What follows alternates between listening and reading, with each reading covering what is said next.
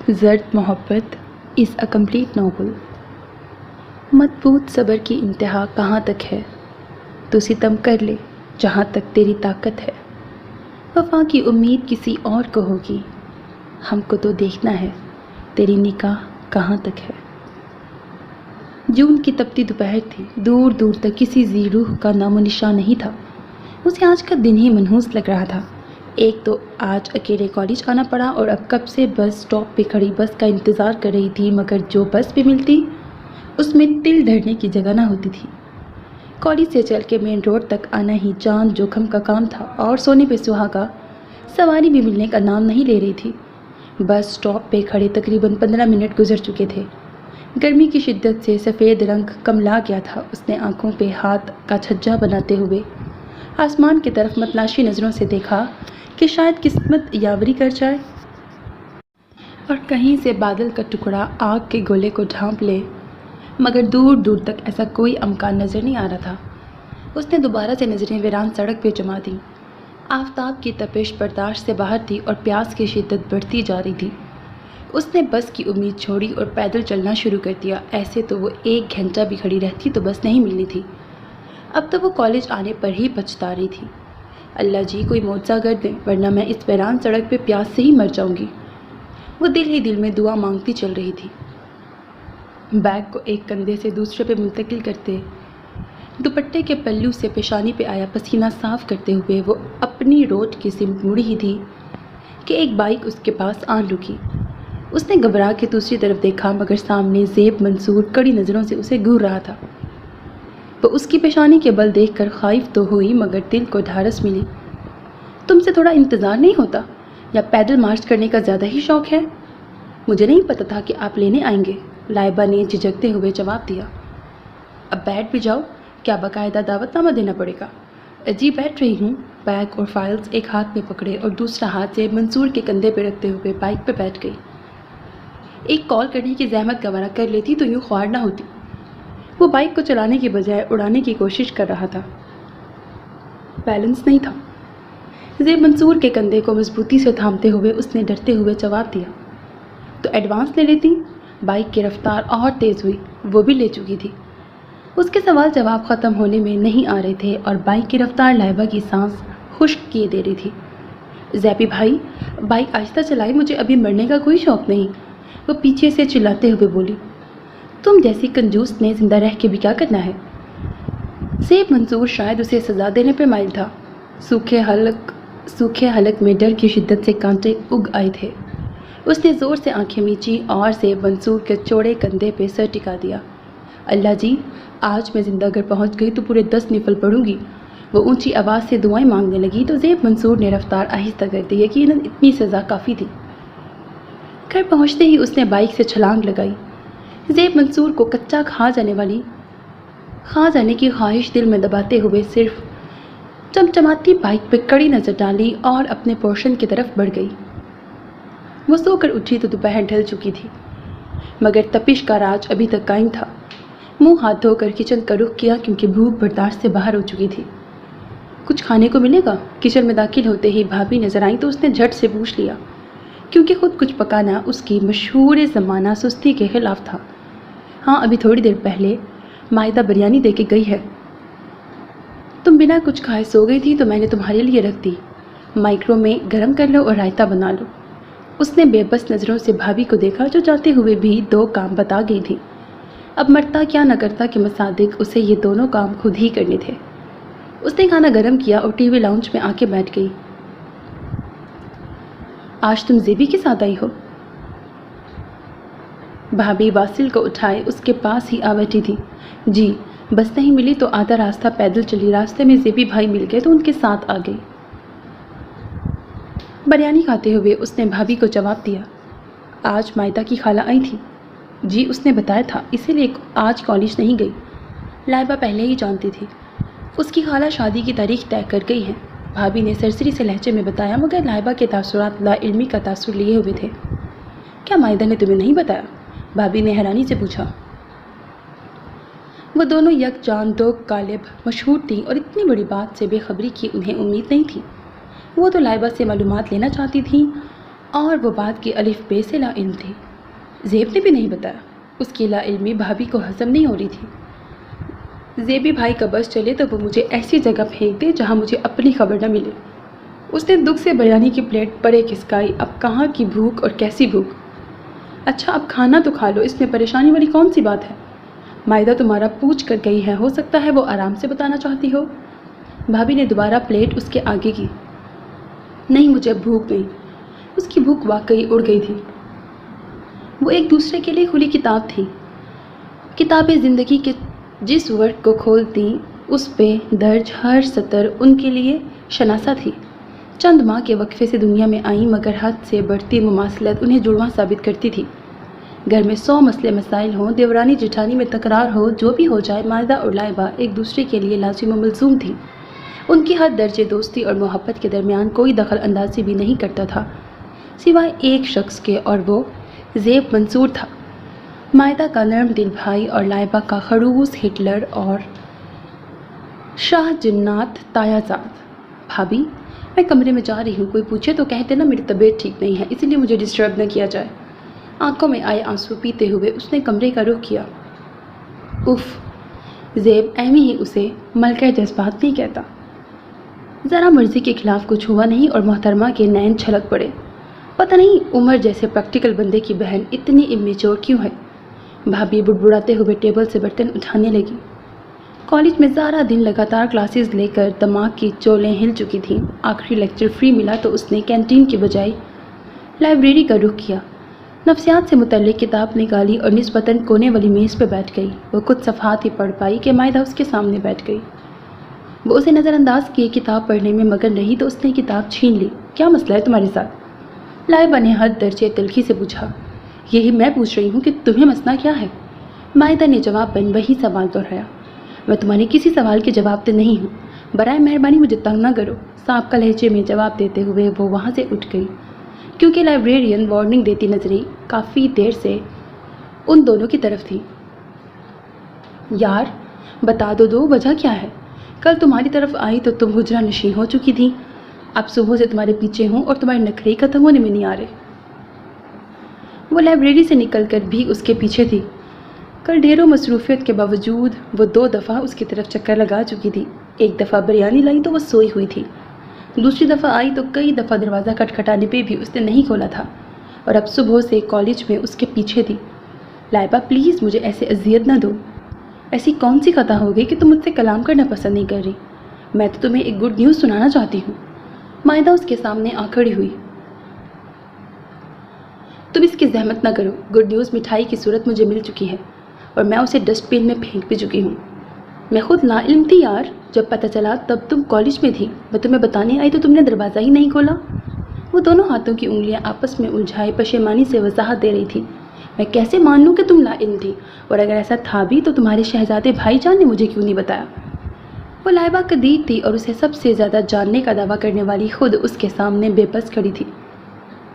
تم بھائی جان کو جانتی ہو کہ انہیں گھریلو معاملات میں ذرا برابر دلچسپی نہیں، ان کے اپنے اتنے کام ہیں، انہیں یاد نہیں رہا ہوگا۔ اس نے بھرپور طریقے سے بھائی کا دفاع کیا اور یہی اس کا کیس بگڑا تھا۔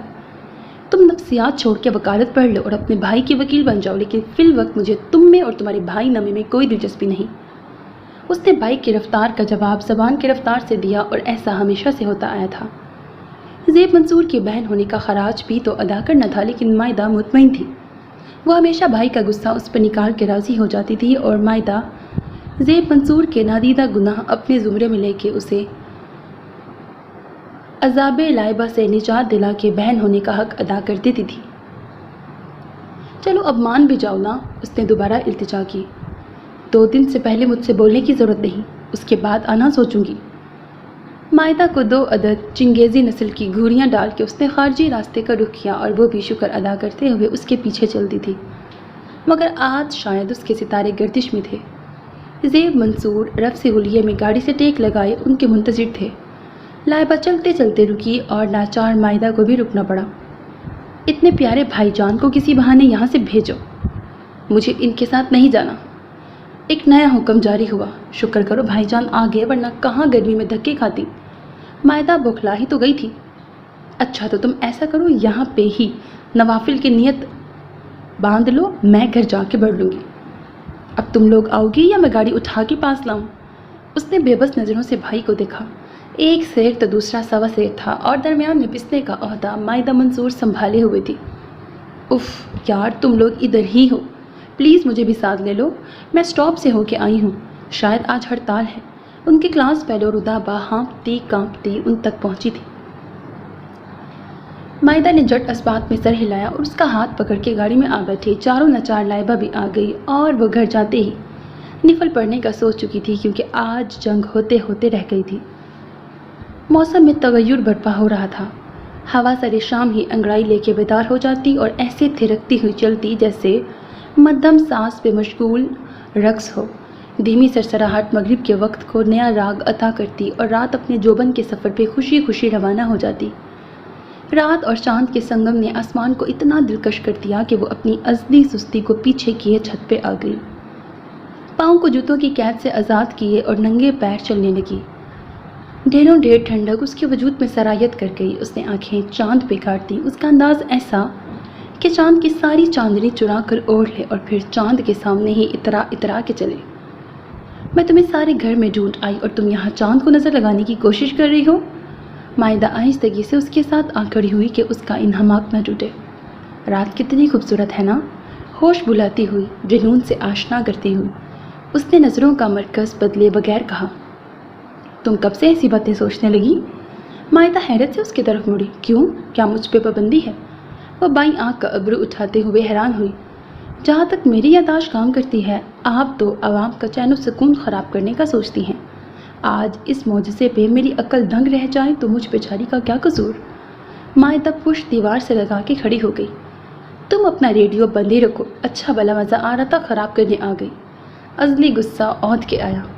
अब आप कुछ अर्ज़ करेंगी कि क्यों मेरी तलाश की गर्ज से कुएं में बांस चलवा दिए हैं? वो भी दीवार के साथ खड़ी हो गई। वैसे तुम कुछ ज़्यादा ही अजीब हो। दुनिया गुस्से में अदब अदाब से बेबहरा हो जाती है और तुम खालिस उर्दू शुरू कर देती हो। वो उसके अंदाज पे बेसाख्ता हंसी थी। तुम मुझ पे बात में तहकीक कर लेना, अभी अपना मतलब बताओ। लाइबा ने चंगेसी घूरी डाली मगर मुकाबले को कपड़वा दी। यार खाला मुझे शॉपिंग पे लेके जाना चाहती हैं, उनके साथ दानियाल भी होंगे। पहले तो कभी ऐसे नहीं हुआ, अब न जाने क्यों मुझे घबराहट हो रही है। आखिरकार बिल्ली थैले से बाहर निकल ही आई थी। तो तुम चाहती हो तुम्हारे बजाय शॉपिंग पे मैं चली जाऊँ? वैसे आज मैं तुम्हारी मोहब्बत की कायल हो गई, दिल कर रहा है तुम्हारा मुंह चूम लूँ। उसने वालेहाना अंदाज में मायदा को झंझोड़ा था। परे मरो, तुम दोस्त हो या दुश्मन, बजाय इसके कि तुम मुझे हौसला देने के लिए साथ चलो, तुम्हें अपना उल्लू सीधा करने की पड़ी है। मायदा ने पूरी कुव्वत से लाइबा नामी जोंक को परे धकेला। शादी की तारीख मुझसे पूछ के तय की थी, इतना भी नहीं सोचा कि उस दौरान मेरे प्री टेस्ट हो रहे होंगे। खुद मज़े से दुल्हन बन जाना और मुझे सारे सब्जेक्ट्स में फंसवा देना।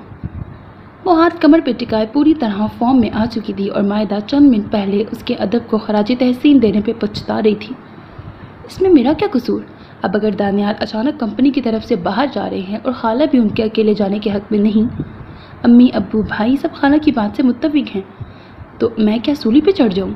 मेरी पढ़ाई भी छूट रही है मगर तुम बजाय हौसला देने के मेरा कोर्ट मार्शल करने पे तुली हुई हो। मायदा झुंझला ही तो गई थी। उसकी उदास आंखें लाइबा को शर्मिंदा कर गईं।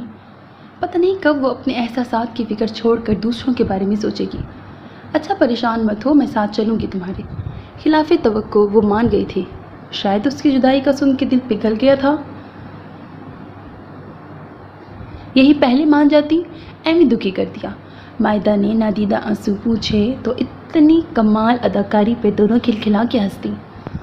दोनों हाथों में हाथ डाली सीढ़ियों की सिमत पड़ी। चांद ने अपनी जान बख्शी पे शुक्र अदा करना चाहा मगर उसी पल लाइबा कदीर ने मुड़ के चांद को देखा और वह बेचारा सहम के रह गया। भला आफत भी जल्दी जान छोड़ती है। कमरे में मुकम्मल सुकूत था। घड़ी की टिक टिक खामोशी के पर्दे को चाक कर रही थी। वो राइटिंग टेबल पर किताब रखे मुतालिया में मसरूफ़ था। किताब के वर्क शायद कोई संगीन कहानी बयान कर रहे थे जिसके बाइस वो वक्त की रफ्तार को भूला हुआ था। एक एक लफ्ज़ सांस रोक देने का कादिर बन चुका था। किताब का सफ़ा पलटा और साथ ही लंबी सांस भरी। शायद मतवक्का अंजाम के लिए तैयारी की गई थी। होते हैं कुछ अंजाम ऐसे जिनके लिए भरपूर तैयारी करनी पड़ती है। کہانی اپنے جوبن پہ تھی کہ دروازہ کھلنے کی آواز کرداروں کی موت بن گئی۔ اس نے ناگواری سے سر اٹھا کے آنے والے کو دیکھا، مگر ماں کو سامنے دیکھ کر چند لمحوں قبل چھائی بیزاری اڑنچو ہو گئی۔ آپ سوئی نہیں؟ خیریت؟ دوپہر میں سونا ان کا معمول تھا۔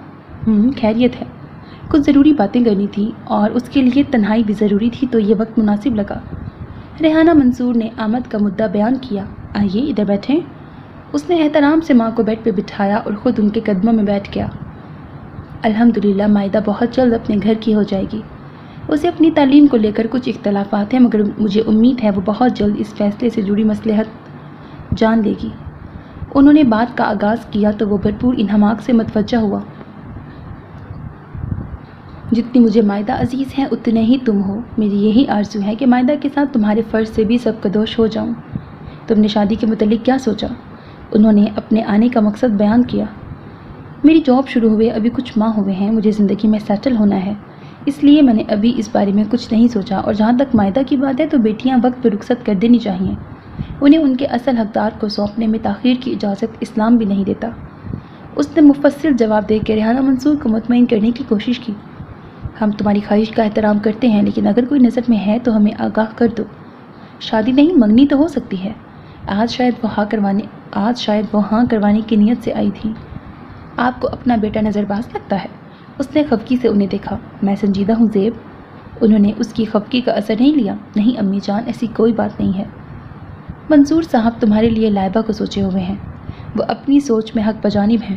ان کی پہلی ترجیح بھائی کی اولاد ہی ہوگی، مگر لائبہ تمہاری طبیعت سے بالکل میل نہیں کھاتی۔ مجھے تمہارے لیے عمر کی سالی پسند ہے۔ طیبہ ہمارے سامنے ہے، جیسی وہ ہے یقیناً ویسی ہی اس کی بہن ہوگی۔ آخر کار بلی تھیلے سے باہر آ ہی گئی تھی۔ امی جان، اپنے اکلوتے بیٹے پر رحم کریں اور اسے لائبہ نامی آفت سے محفوظ رکھیں۔ بابا کو بھی بتا دیں اس کے لیے کوئی خلائی مخلوق پسند کریں۔ بھائی کی ہمدردی میں بیٹے کی بھینٹ کیوں چڑھا رہے ہیں؟ زیب منصور لائبہ کا نام سن کے ہی بے حال ہو گیا تھا۔ کہاں اس کی نفاست پسند طبیعت اور کہاں وہ گندگی کی ملکہ۔ بیٹا، بری بات ایسے نہیں کہتے، وہ بھی گھر کی بچی ہے۔ مجھے تمہاری سوچ کا اندازہ تھا، اسی لیے مائدہ کی شادی میں طیبہ کے میکے والوں کو خاص دعوت دے کے بلاؤں گی۔ لائبہ بھی تمہارے سامنے ہے، اور طیبہ کی بہن کو بھی دیکھ لینا، پھر جو فیصلہ کرو اسے آگاہ کر دینا۔ ریحانہ منصور نے فیصلے کی ڈور اس کے ہاتھ میں سونپ دی۔ امی جان، کوئی بھی لڑکی پسند کر لیں، مگر لائبہ قدیر نہیں۔ اس کے لہجے میں محسوس کن سختی اتر آئی تھی۔ ریحانہ منصور نے خفگی سے دیکھا اور کمرے سے نکل گئی۔ تو اب لائبہ قدیر کو پرکھنا پڑے گا۔ یہ دن بھی آنے تھے مجھ معصوم پہ۔ اس نے کمرہ لاک کیا اور بستر پہ دراز ہو گیا۔ اب اس سے مطالعہ نہیں ہو سکتا تھا۔ وقت ہاتھ سے نکل جائے تو صرف پچھتاوا مقدر بن جاتا ہے۔ اس حقیقت کا ادراک لائبہ قدیر کو بہت اچھے سے ہو چکا تھا۔ وہ اس لمحے کو کوس رہی تھی جب مائدہ کی رونی صورت پہ ترس کھاتے ہوئے شاپنگ پہ جانے کی حامی بھری تھی۔ مالز اور بازار میں گھوم گھوم کے اس کی ٹانگیں بے جان ہو چکی تھی۔ پیٹ میں چوہوں نے ادھم مچا رکھی تھی۔ مائدہ تو ایک طرف، اس کی ساس پلس خالہ بھی رکنے کا نام نہیں لے رہی تھی۔ سارا شہر کھنگال مارا تھا اور ابھی بھی کتنی ہی چیزیں خریدنی رہ گئی تھیں۔ اے اللہ کی بندی، مجھ سے کس بات کا بدلہ لے رہی ہو؟ مائدہ کی ساس یوں ہی تھوڑا آگے ہوئی۔ وہ جلدی سے اس کے کان کے پاس آ کے بولی، کیوں، کیا ہوا؟ تم اتنی جلدی تھک گئی ہو؟ ابھی تو ڈھیر ساری چیزیں لینی باقی ہیں۔ مائدہ نے اس کی بات چٹکی میں اڑائی اور آگے بڑھ گئی۔ ٹھیک ہے، تم لیتی پھرو چیزیں، میں گھر چلی جاتی ہوں۔ 6 گھنٹے ہو گئے پیدل چلا چلا کے مار رہی ہو، ایک برگر تک کھلانے کی تمہیں توفیق نہیں ہوئی؟ وہ غصے سے چیخ ہی پڑی۔ لائبہ قدیر، آپ ناشتے میں 2 پراٹھے ٹھوس کے آئی ہیں؟ مائدہ دبی آواز میں گڑائی۔ وہ کب کے ہضم ہو گئے؟ عجیب شان بے نیازی تھی۔ تمہارے ساتھ میں بھی ہوں، مجھے تو بھوک نہیں لگی۔ تمہیں بھوک لگے بھی تو کیسے؟ تمہارے پہلو میں تو دانیال صاحب چل رہے ہیں، ان کی آنکھوں سے محبت نامی شعائیں ہی تمہاری بھوک میں جانے کو کافی ہیں۔ لائبہ قدیر ادھار رکھ جائے یہ ناممکن تھا۔ آئیے پہلے کچھ کھا لیتے ہیں۔ دانیال صاحب صورتحال سمجھ چکے تھے، اسی لیے انہیں لیے مال کے ریسٹورنٹ میں آ گئے۔ مائدہ نے شدید غصے سے اسے دیکھا۔ یہ لڑکی شرمندہ کروانے میں کوئی کسر نہیں چھوڑتی۔ یہ گھوریاں دانیال صاحب کے لیے بچا کے رکھو، مستقبل میں کام آئیں گی۔ جب میری شادی کی شاپنگ ہوگی تو تمہارا یہ حساب بے باک کر دوں گی۔ دانیال اٹھ کے آرڈر دینے گیا تو وہ فوراً سے اس کے کان میں بولی۔ مائدہ نے ہڑبڑا کے خالہ کو دیکھا۔ انہیں متوجہ نہ پا کے اس نے سکون کا سانس لیا۔ اس بندے کی جیب میں پہلے ہی ہلکی کرتی رہتی ہوں۔ اس لیے یہ احسان اپنے پاس ہی رکھو۔ وہ حد درجے چڑ کے بولی۔ لائبہ قدیر جی جان سے چونکی اور اس سے پہلے کہ وہ وضاحت مانگتی دانیال واپس آ چکا تھا، سو اس بات کو کچھ دیر کے لیے چھوڑ دیا۔ لاؤنج میں لگی دیوار گیر کھڑکیوں سے آنے والی روشنی نے سارے گھر کو روشن کر رکھا تھا۔ صفیہ بیگم صوفے پہ بیٹھی اذکار کرنے میں مصروف تھیں۔ فجر کے بعد قرآن، اشراق اور اس کے بعد وظائف کرنا ان کا معمول تھا۔ انہوں نے اولاد کو مذہبی تعلیم دی اور اس پہ عمل بھی کرواتی رہیں۔ عمر بھرپور طریقے سے عمل کرتا جبکہ لائبہ جان چھڑانے کے مواقع تلاش کرتی رہتی۔ اس وقت بھی وہ غصے سے بھری بیٹھی تھی۔ عمر آفس جانے کی تیاری کر رہا تھا اور ان کے بارہا اٹھانے کے باوجود لائبہ سوئی ہوئی تھی۔ طیبہ کچن میں ناشتہ بنانے میں مصروف تھی۔ انہوں نے عمر کی شادی کی تو سوچا بہو کو دیکھ کر وہ بھی کچھ بہتر ہو جائے گی، مگر وہ پہلے سے زیادہ لاپرواہ ہو گئی تھی۔ جو صفیہ بیگم کا تھوڑا بہت ہاتھ بٹاتی اب وہ بھی چھوڑ چکی تھی۔ امی کیا بات ہے، کوئی پریشانی ہے؟ عمر نے انہیں سوچ میں گم دیکھا تو پوچھ بیٹھے۔ اس گھر میں تمہاری بہن سے بڑی پریشانی کوئی اور ہو سکتی ہے کیا؟ انہوں نے سر جھٹکتے ہوئے کہا۔ امی آپ بھی نہ، اسے اس کے حال پہ چھوڑ دیں، خود ہی سمجھ جائے گی۔ ویسے یہ ساری مائیں اپنی بیٹیوں کو ہر فن مولا کیوں بنانا چاہتی ہیں؟ انہوں نے ہنستے ہوئے ماں کے گلے میں باہیں ڈال کے بات کو مزاح کا رنگ دینا چاہا۔ ہر ماں بیٹی کی بھلائی چاہتی ہے۔ سسرال ایک درس گاہ ہے اور اس درس گاہ کے امتحان میں ہر ماں اپنی بیٹی کو کامیاب دیکھنا چاہتی ہے۔ ان کی اپنی فکریں تھیں جسے وہ نہیں سمجھ سکتے تھے۔ امی طیبہ نے بھی تو سب ہینڈل کر لیا تھا نا، یہ بھی کر لے گی، ابھی بچی ہے۔ ویسے بھی عورت بہت سخت جان ہوتی ہے، جب سر پہ پڑتی ہے سب سنبھال لیتی ہے۔ وہ ہر طریقے سے ماں کو مطمئن کر رہے تھے۔ تمہاری تو شاید عقل ہی کام نہیں کر رہی، طیبہ اسی عمر میں تمہاری دلہن بن کے آ گئی تھی۔ مائدہ اسی کی ہم عمر ہے اور اس کی شادی بھی سر پہ ہے۔ اس کی یہی حرکات ہیں جس کی وجہ سے ریحانہ اس کے بارے میں بات نہیں کرتی، ورنہ زیب جیسا بچہ تو قسمت کی یاوری سمجھا جائے۔ آخر کار ان کی بلی تھیلے سے باہر آ ہی گئی۔ ایک تو اس ناول میں بلی بہت تھیلے سے باہر آتی ہے۔ امی ہم زبردستی تو اسے کسی کے سر نہیں تھوپ سکتے، اور زیب کی شخصیت لائبہ سے میل نہیں کھاتی، اس لیے اس بارے میں آپ پریشان نہ ہوں، جو اس کے نصیب میں ہوگا وہ اسے مل جائے گا۔ زیب منصور اپنی بہن کے لیے ان کی بھی اولین ترجیح تھا، مگر لائبہ کے لیے اس کی آنکھوں سے جھلکتی ناپسندیدگی ان سے چھپی نہیں تھی، اس لیے وہ اس بارے میں سوچتے ہی نہیں تھے۔ امی تائی جان نے مائدہ کی شادی کے لیے میرے میکے والوں کو خاص دعوت دی ہے اور بار بار سعدیہ کو لانے کی تلقین بھی کی ہے۔ میرے خیال میں وہ اسے زیب کے لیے سوچ رہی ہیں۔ آپ اس بارے میں کیا کہتی ہیں؟ طیبہ عمر کو ناشتہ دے کر صفیہ بیگم کے پاس ہی بیٹھ گئی۔ انہوں نے شاکی نظروں سے عمر کو دیکھا اور اس کی تسلی دیتی نظروں پہ ایک ٹھنڈی آہ بھر کے رہ گئی۔ بیٹی قسمت کے فیصلے ہیں، اللہ سب بیٹیوں کے نصیب اچھے کرے۔ تم اپنے گھر بات کر لو، زیب دیکھا والا ہے اور سعدیہ بھی اپنی ہی بچی ہے۔ انہوں نے دل پہ پتھر رکھتے ہوئے طیبہ سے کہا اور شکستہ دل لیے وہاں سے اٹھ گئیں۔ آپ کیا کہتے ہیں؟ اس نے عمر سے رائے لینا چاہی۔ میرے خیال سے شادی پہ بلایا ہے تو سب آئیں گے، مگر تم ایسا کوئی تذکرہ نہ کرنا، اگر باقاعدہ بات کی گئی تو پھر دیکھیں گے، انہوں نے متانت سے جواب دیا۔ اکتوبر کا اختتام ہو رہا تھا، موسم کی خنکی بڑھتی جا رہی تھی، مگر مائدہ کی شادی کے لیے اتنی بھاگ دوڑ مچی تھی کہ کوئی بھی موسم کی لطافت محسوس نہ کر سکا۔ زیب منصور عمر قدیر کے تعاون سے گھر کی حالت سنوارنے میں مگن اور ریحانہ بیگم دیورانی کے ساتھ مل کر بازار کے چکر لگانے میں مصروف تھی۔ کبھی طیبہ بھی ساتھ ہو لیتی، مگر اس سب ہنگامے میں لائبہ قدیر غائب تھی اور اس کی غیر حاضری زیب منصور نے ہی محسوس کی تھی۔ اس وقت بھی وہ لون کی حالت درست کر رہا تھا جب اسے ساتھ والے گھر کی دوسری منزل پہ آنچل کی جھلک نظر آئی تھی۔ اس نے چونک کر اوپر دیکھا، مگر جو بھی تھا وہاں سے ہٹ چکا تھا۔ تبھی اسے خیال آیا سب خواتین بازار گئی ہوئی تھیں۔ وہ جلدی سے مائدہ کے کمرے کی طرف آیا۔ مائدہ تمہاری ہمجولی کہاں ہے؟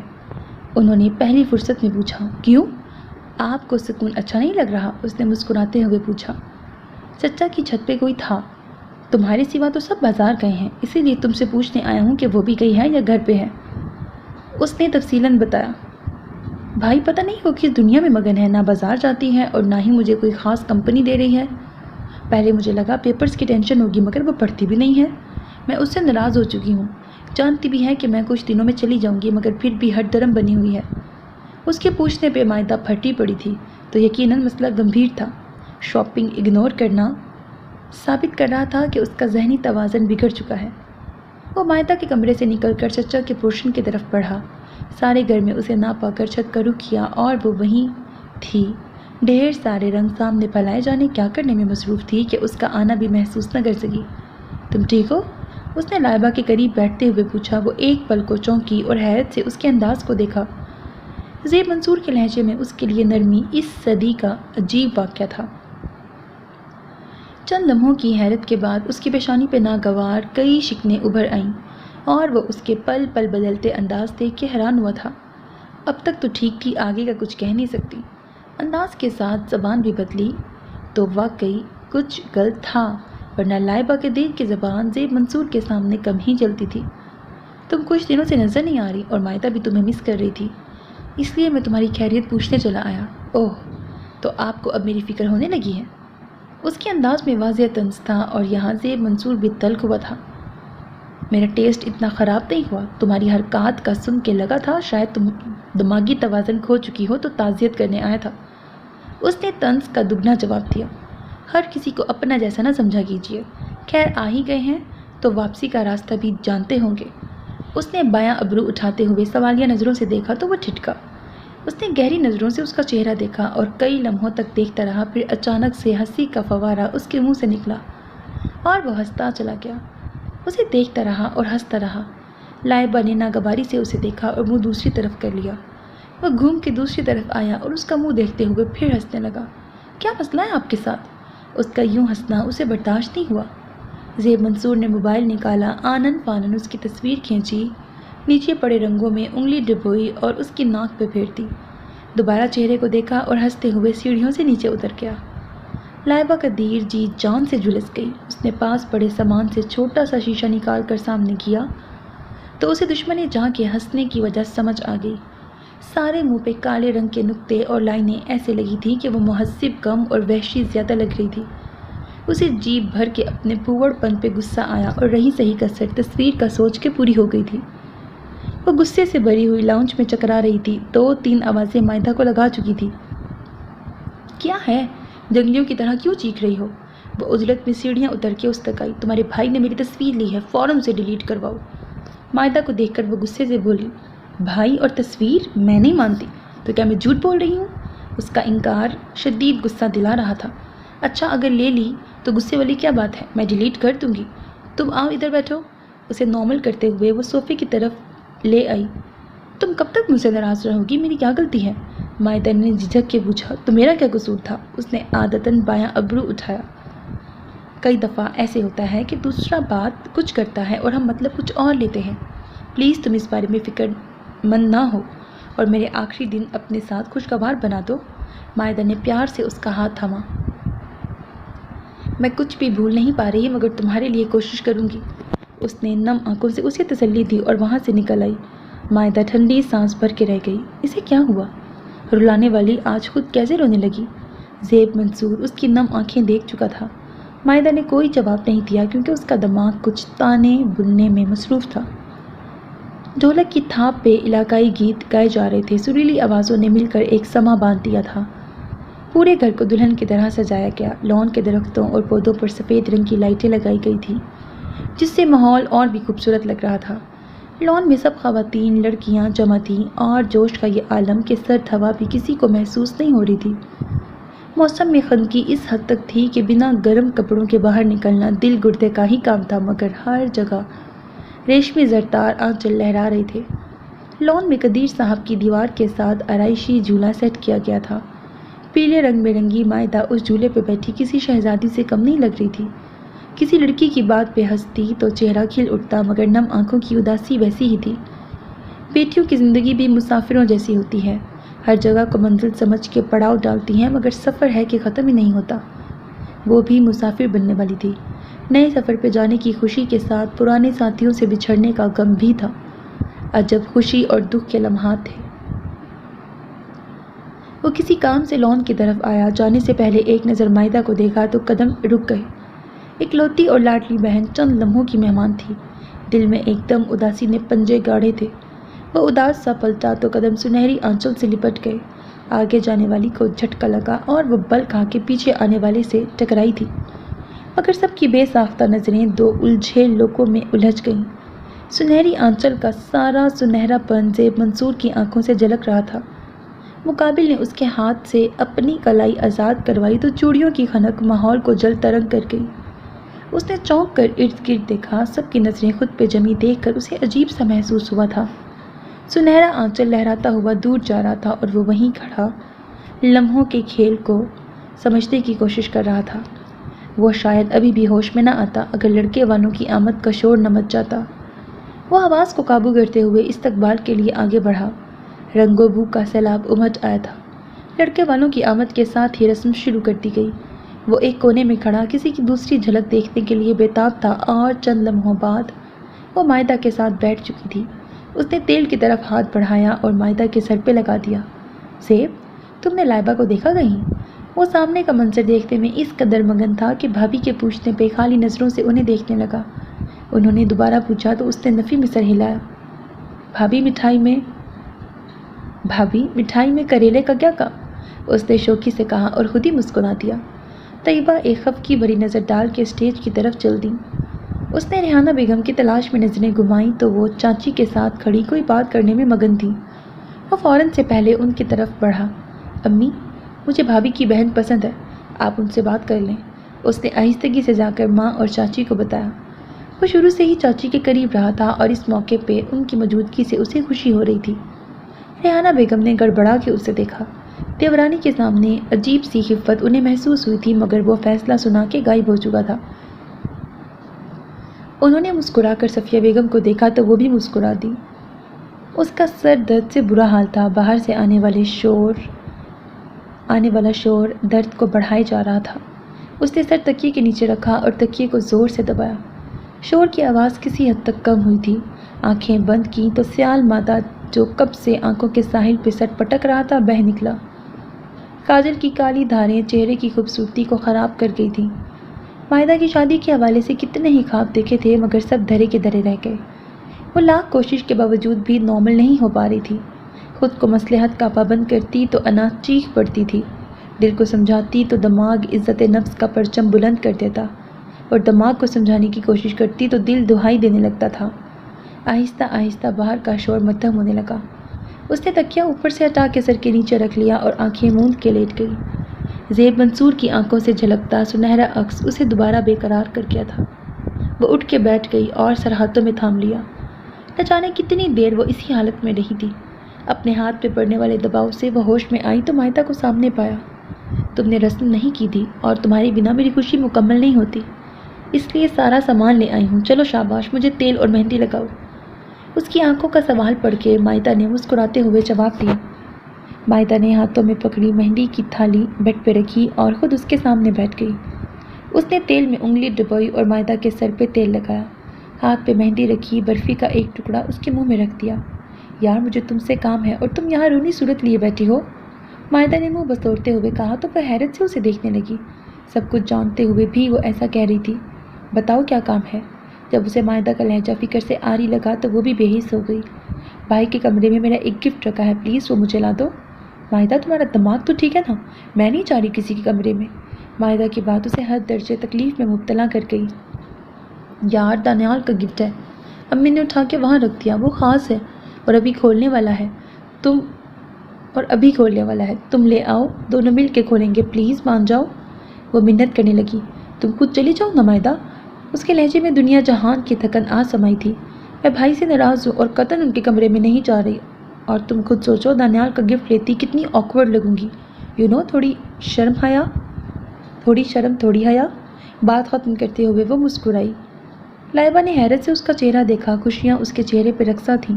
نظر لگ جانے کے خوف سے اس نے نظریں ہٹائیں اور سر ہلاتے ہوئے باہر نکل آئی۔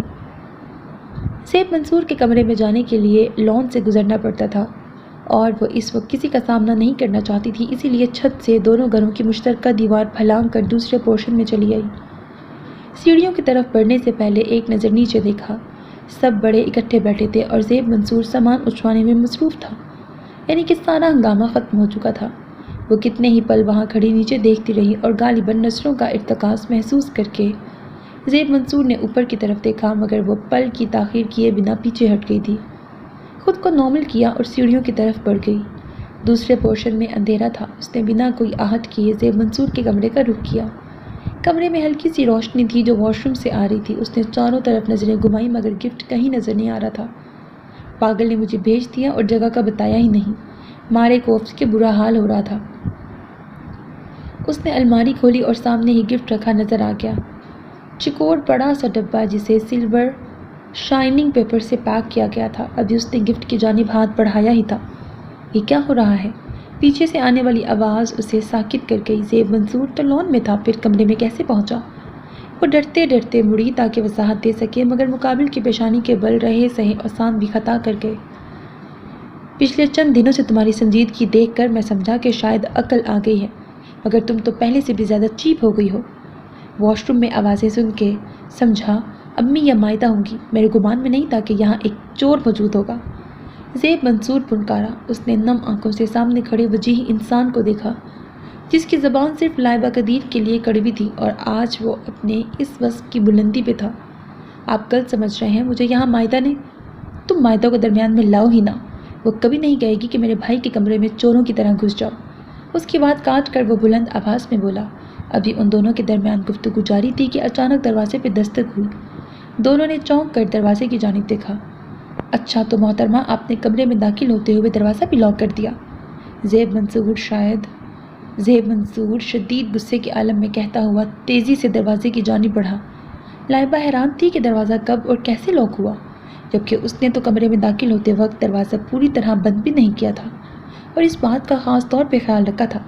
اسی اثنا میں زیب منصور دروازے تک پہنچ کر دروازہ کھول چکا تھا۔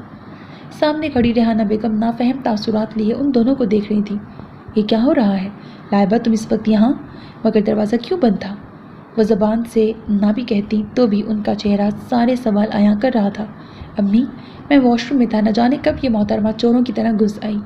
زیب منصور نے اکتائے ہوئے لہجے میں جواب دیا۔ حد درجے ضبط کے باوجود اس کی آنکھیں چھلک پڑی تھیں۔ اس نے گفٹ اٹھایا اور ریحانہ بیگم کے سامنے کر دیا۔ مائدہ کو دیکھ کر اسے حوصلہ ہوا تھا۔ اس نے بتانا چاہا کہ مائدہ نے اسے گفٹ لینے بھیجا اور زیب منصور اسی بات کو غلط رنگ دے رہا تھا۔ بھائی، مجھے آپ سے یہ امید نہیں تھی۔ مائدہ نے آگے بڑھ کے اس کا ہاتھ تھاما اور اسے لے کے وہاں سے نکلتی چلی گئی۔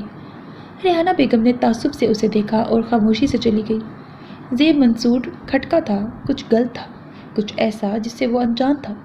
وہ سب کچھ لائبہ قدیر پہ ڈال رہا تھا مگر سب سے زیادہ وہ مشکوک ٹھہرایا جا رہا تھا۔ مائدہ کے الفاظ کسی ہتھوڑے کی طرح اس کے دماغ پہ برس رہے تھے۔ اس نے سر کو ہاتھوں میں تھام لیا۔ کمرے میں خاموشی تھی، ماحول ایسا ساکت کہ سوئی گرنے کی آواز بھی سنائی دے۔ ریحانہ بیگم منصور صاحب کو سب کچھ بتا چکی تھی۔ انہیں اپنی اولاد بہت پیاری تھی مگر وہ اپنے بچوں کی غلطیوں پہ پردہ ہرگز نہیں ڈالتی تھی۔ وہ لائبہ قدیر کے لاوبالی پن سے ہمیشہ خائف رہی تھی، مگر اس کا مطلب یہ نہیں تھا کہ وہ اس کی دشمن تھیں یا اس کے بارے میں برا سوچتی تھیں۔ ہر ماں کی طرح انہیں بھی سلجھی اور سنجیدہ بہو کی خواہش تھی اور اگر یہ خوبیاں لائبہ میں موجود ہوتیں تو ان کی پہلی ترجیح وہی ہوتی۔ وہ لان میں بیٹھی تھی جب مائدہ نے بتایا کہ لائبہ اس کی چیزیں لینے زیب کے کمرے میں گئی ہے اور ابھی تک پلٹی نہیں تو وہ دیکھنے چلی آئیں، مگر سامنے کا منظر ان کے وہم و گمان میں نہیں تھا۔ زیب کا غصے کی شدت سے سرخ چہرہ اور مائدہ کی روتی آنکھیں اور بے بس انداز اسے غلط ثابت نہیں کر رہا تھا۔ ابو، میں بارہا بتا چکا ہوں، ایسا کچھ نہیں ہے جیسا آپ سمجھ رہے ہیں۔ میں تو بھابھی کی بہن کے لیے امی کو کہہ چکا ہوں۔ جب پہلے مجھے ایسا کچھ خیال نہیں آیا تو اب کیوں آئے گا؟ وہ بے قصور ہوتے ہوئے بھی وضاحتیں دے رہا تھا اور یہی بات اسے غصے میں مبتلا کر رہی تھی۔ ساری باتیں تمہارے خلاف جا رہی ہیں۔ وہ گفٹ تمہاری طرف سے لائبہ کے لیے تھا۔ اس سب کے بعد تمہارا یقین کیسے کیا جائے؟ منصور صاحب کی سنجیدگی بڑھتی جا رہی تھی۔ آپ سب مجھے کیوں کٹہرے میں کھڑا کر رہے ہیں؟ اس چور لڑکی سے بھی پوچھیں وہ وہاں کیا کرنے آئی تھی۔ منصور صاحب کی بے اعتمادی اسے شعلوں کے سپرد کر گئی تھی۔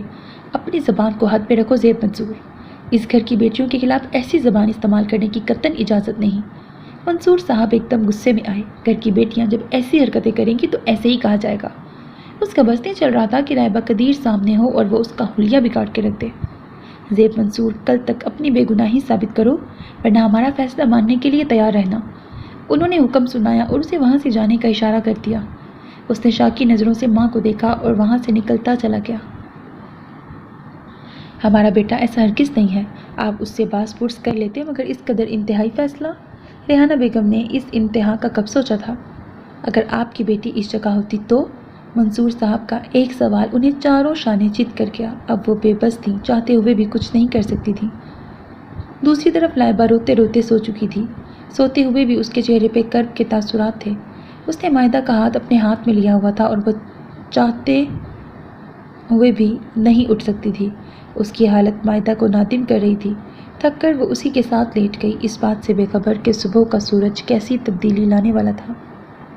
سرخ جوڑے اور سنہرے زیورات نے مائدہ کو نیا روپ دیا تھا۔ وہ مائدہ کے ساتھ پارلر آئی تھی اور اب کتنی دیر سے کسی کی منتظر تھیں۔ گھر میں کئی فون کر ڈالے تھے مگر کوئی نہیں آیا تھا۔ آخر آدھ گھنٹے کے بعد عمر بھائی اور بھابھی آئے تھے۔ عمر بھائی کے چہرے کے تاثرات نارمل نہیں تھے۔ سارا راستہ خاموشی سے گزرا۔ گھر پہنچ کے وہ مائدہ کے ساتھ جانے کی بجائے اپنے پورشن میں آ گئی۔ مہمانوں سے بچتے ہوئے کمرے میں گھسی اور کمرہ لاک کر لیا۔ رخصتی سے پہلے اس کا باہر نکلنے کا کوئی ارادہ نہیں تھا۔ مائدہ کے لا کہنے پہ وہ ہلکا سا تیار ہوئی، بھاری کامدار سوٹ کی بجائے ہلکا سوٹ پہنا تھا۔ گھر کے ساتھ خالی پلاٹ پہ شامیانے لگا کے شادی کے انتظامات کیے گئے تھے۔ اس کے لیے عمر بھائی نے اپنے دوستوں سے رابطہ کیا تھا جو شہر کی مشہور ویڈنگ پلانر تھے۔ اسے آئے کچھ دیر ہی گزری تھی کہ باہر شور مچ گیا، یقیناً بارات آ گئی تھی۔ اس نے ذرا سا پردہ کھسکایا تو گھر کا مین گیٹ نظر آیا جہاں ابا اور عمر بھائی کھڑے تھے اور ان کے ساتھ تایا ابا بھی تھے۔ بارات کے ساتھ وہ بھی آگے بڑھ گئے۔ اس نے پردہ چھوڑا اور بیڈ پہ لیٹ گئی۔ اس نے ہزار کوششوں کے بعد خود کو اتنا کیا تھا کہ مائدہ کے ساتھ پارلر چلی جائے۔ اس دوران بھی بارہا صبر کا دامن ہاتھ سے چھوٹا تھا مگر وہ بے دردی سے آنکھیں رگڑتی رہی تھی۔ چاہتے ہوئے بھی کل کا منظر بھول نہیں پا رہی تھی۔ زیب منصور واش روم میں تھا اور وہ الماری میں منہ دیے کھڑی تھی تو دروازہ بند کرنے والا کون تھا؟ اسی کون پہ آ کر اس کی سوچ کی سوئی اٹک جاتی تھی۔ اتنے پیاروں میں ایسی دشمنی کرنے والا کون تھا؟ دور کہیں سے شور کی آواز سنائی دی۔ پوری کوشش کے بعد بھی وہ آواز کا ماخذ نہیں جان پائی تھی۔ مسلسل آنے والی آواز اسے بے چین کر رہی تھی اور اب ان آوازوں میں اس کے نام کی پکار بھی شامل تھی۔ ایک دم سے ہڑبڑا کے اٹھی اور حواس بحال ہوئے تو احساس ہوا کہ وہ سو گئی تھی۔ شور کی آواز باہر سے آ رہی تھی۔ پھر سے دروازہ کھٹکھٹایا گیا تو فوراً دوپٹہ اوڑھا اور بھاگ کے دروازہ کھولا۔ پہلا چہرہ جو نظر آیا وہ امی کا تھا۔ ان کے پیچھے ابو، عمر بھائی اور تایا جان کھڑے تھے۔ ان سب کو دیکھ کے اسے بے انتہا شرمندگی محسوس ہوئی۔ یقیناً اس نے سونے کے باعث دروازہ نہیں کھولا تھا اور امی نے پریشانی میں سب کو بلا لیا تھا۔ وہ میں سو گئی تھی اسی لیے دروازہ نہیں۔ اس کی بات منہ میں ہی رہ گئی کیونکہ امی اسے پکڑے اندر لے گئی تھی۔ امی نے اس کی الماری کھولی اور جلدی سے بڑی چادر نکال کے اسے اڑھا دی۔ اس کے ساتھ بیٹھ کے ہاتھ پکڑا اور دوسری طرف ابا بیٹھ چکے تھے۔ حالات جو کہانی سنا رہے تھے حواس ماننے سے انکاری تھے۔ وہ دل و دماغ کی کشمکش میں گم تھی کہ بھاری آواز اس کے کانوں میں پگھلے ہوئے سیسے کی مانند اتری تھی۔ لائبہ قدیر ولد قدیر احمد، آپ کو بعوض 1,00,000 حق مہر سکہ رائج الوقت زیب منصور ولد منصور احمد سے نکاح قبول ہے؟ لائبہ قدیر اور زیب منصور، دریا کے دو کنارے۔ نکاح قبول ہے؟ امی کے ہاتھ کا دباؤ بڑھا۔ مشرق و مغرب، دن اور رات۔ نکاح قبول ہے؟ ابو کا ہاتھ سر پہ ٹھہرا۔ بہار و خزاں، نرم اور سرد، کوئی بھی مماثلت نہیں تھی مگر سزا مقدر ٹھہری تھی۔ امی کی گرفت ڈھیلی ہوئی، ابو کا ہاتھ ڈھلکا، مولوی صاحب اٹھے اور بیٹی نے عزت کا بوجھ سر جھکا کے اپنی جان پہ اٹھا لیا۔ قبول ہے اپنی انا کی موت، قبول ہے آزادی سے غلامی کا سفر، قبول ہے نفرت اور بیگانگی کا تعلق۔ خود کو کسی اور کا کرتے ہی سانسوں کی رفتار مدھم ہوئی، قلم ہاتھوں سے پھسل گیا تھا۔ اس نے آہستگی سے امی کے ہاتھ سے اپنا ہاتھ نکالا اور ابو کا ہاتھ سر سے ہٹایا۔ برزخ میں ڈال کر اسے دعاؤں کے ہار ڈالے جا رہے تھے تو کیا کرتی ان دعاؤں کا، ان رشتوں کا کیا کرتی جنہوں نے اس کی ذات بے مول کر دی تھی۔ ایک ایک کر کے سب کمرے سے نکل گئے تو اس نے کمرہ لاک کر دیا، چادر اتار کے پرے پھینکی اور بیڈ پہ گر گئی۔ ناپسندیدہ انسان کی زندگی میں داخل ہونے کا کچھ غم تو بنتا تھا اور لائبہ قدیر اپنی خوشیاں اور غم پورے جوش سے مناتی تھی۔ شادی کے ہنگامے سرد پڑتے ہی ماحول کا تناؤ پوری شدت سے محسوس ہوا تھا۔ دونوں پورشنز ایک دم سنسان ہو گئے تھے۔ دانیال نے کچھ دنوں میں باہر چلے جانا تھا تو ولیمے کے بعد کوئی روایتی طریقے کار نہیں اپنائے گئے تھے۔ وہ دونوں سب سے ملنے میں مصروف تھے، اسی وجہ سے مائدہ مہکے کا چکر نہیں لگا پا رہی تھی۔ ریحانہ بیگم بیٹے کے تیور دیکھ کے ہلکان ہو رہی تھی، جو صبح سویرے نکلتا اور رات گئے گھر میں قدم رکھتا تھا۔ ادھر صفیہ بیگم بھی پریشان تھی۔ 3 دن گزر گئے تھے اور لائبہ صرف 2 مرتبہ کمرے سے باہر نکلی تھی۔ آخر تھک کر ریحانہ بیگم نے اس سے بات کرنے کی ٹھانی اور اسی غرض سے وہ اس کے کمرے میں آ بیٹھی، اور وہ ان کی طرف پشت کیے جانے کن سوچوں میں گم تھا۔ زیب، ایسے کب تک چلے گا؟ وہ اس کی پشت دیکھتے ہوئے بولی۔ جب تک چل سکتا ہے، اور پلیز امی، مجھے اس بارے میں کوئی بات نہیں کرنی، وہ 2 ٹوک لہجے میں کہتے ہوئے مڑا اور اس کے ہاتھ میں سگریٹ دیکھ کے وہ حق تک رہ گئی۔ تم سگریٹ پینے لگے ہو؟ جب اندر آگ ہو تو باہر کی آگ سے فرق نہیں پڑتا۔ اس نے سگریٹ سلگا کے ہونٹوں میں دبا لیا۔ زیب، تمہارے ابو رخصتی کی بات کر رہے ہیں۔ اس وقت تم دونوں ڈسٹرب تھے تو یہ بات نہیں ہوئی تھی، اب تم کیا کہتے ہو؟ انہوں نے نئی بات سامنے رکھی تو وہ ہنس دیا، اور اس کی ہنسی میں چھپا کر دیکھ کے وہ چپ رہ گئی۔ پہلے کچھ میری مرضی سے ہوا جو اب ہوگا، لیکن ایک بات آپ دونوں یاد رکھیے گا، وہ لڑکی میری بربادی کی ذمہ دار ہے، اور اب میں اسے برباد کرنے کے سارے حقوق رکھتا ہوں۔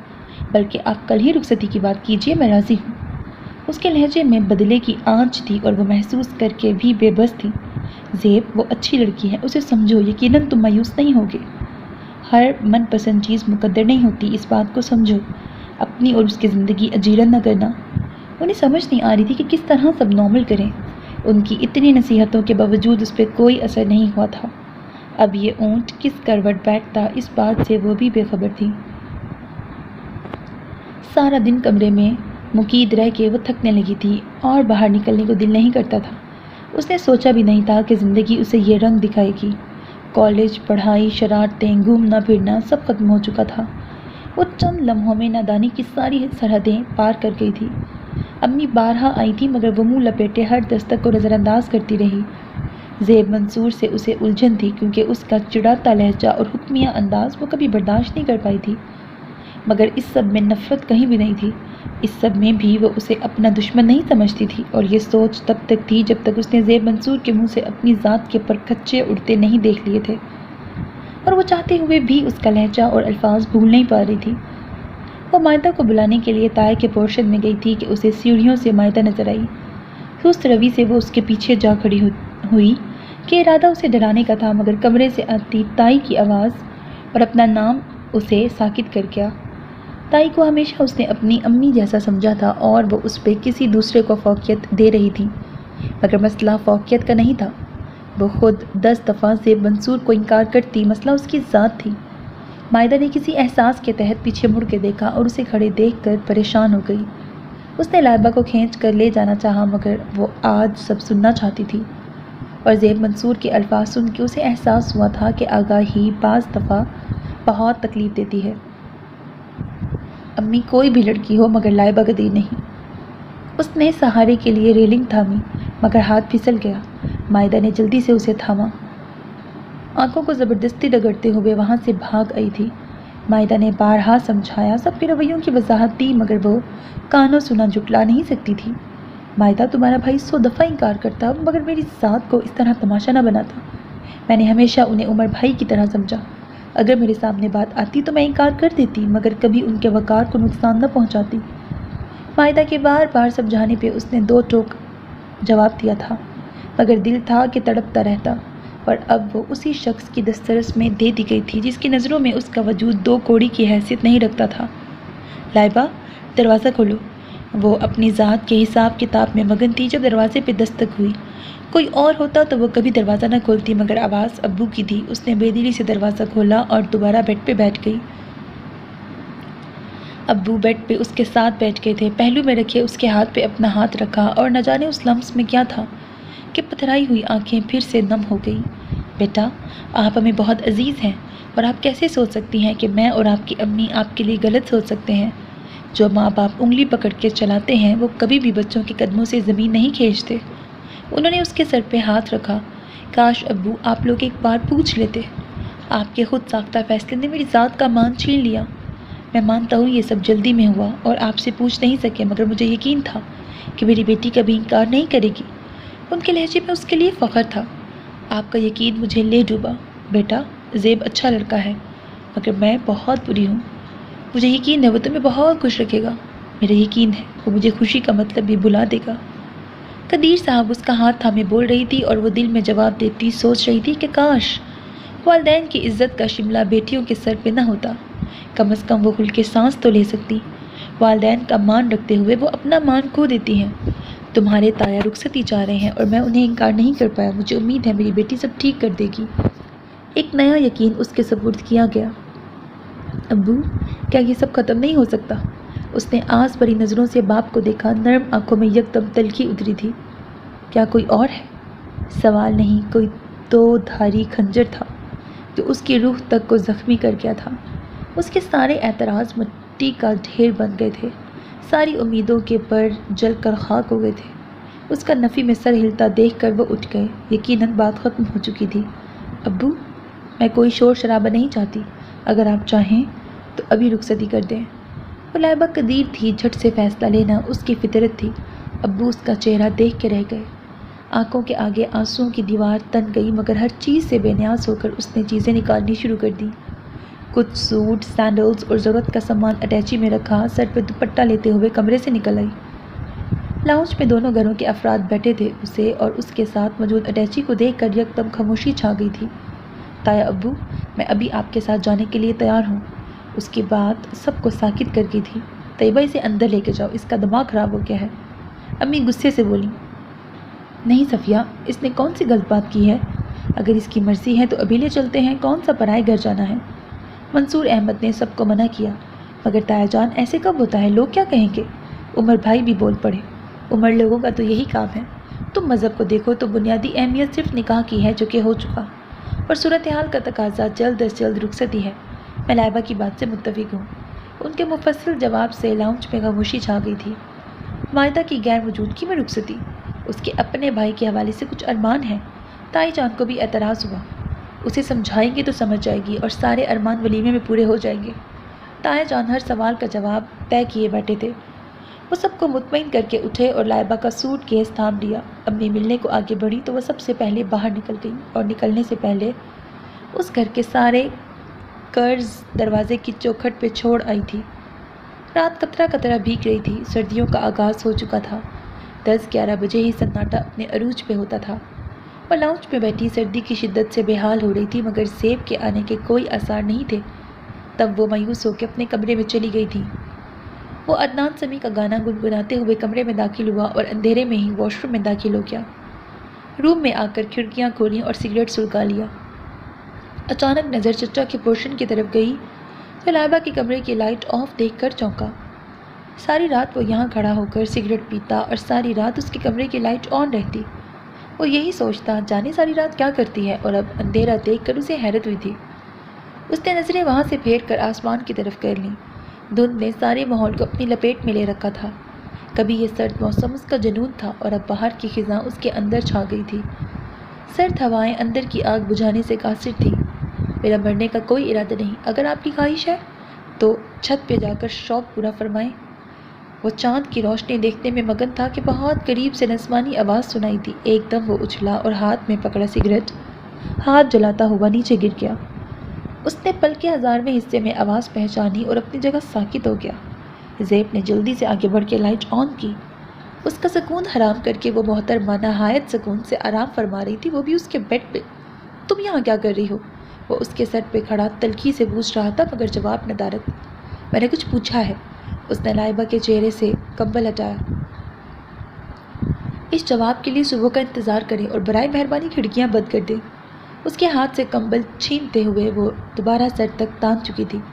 اف، میں نے اللہ، یہ عذاب اتنی جلدی مجھ پہ مسلط ہو گیا۔ اس نے سر دونوں ہاتھوں میں تھاما، مگر یہ کیفیت چند پل کی تھی۔ وہ غصے سے بھرا دوبارہ اس کے سر پہ کھڑا تھا۔ یہ میرا بیڈ ہے، اس لیے یہاں سے اٹھو، کوئی اور ٹھکانہ ڈھونڈو۔ اس نے کمبل کھینچا۔ وہ ایک لمحے میں اٹھ بیٹھی، کپڑوں کو جلدی سے ٹھیک کرتے اپنے گر چادر پھیلا لی۔ ایک پل آنکھوں میں نمی جھلکی، مگر وہ اس انسان کے سامنے خود کو کمزور نہیں کرنا چاہتی تھی۔ میں نے سنا تھا کہ مجھ میں تمیز نہیں ہے، لیکن بدتمیزی کا مظاہرہ آپ کر رہے ہیں۔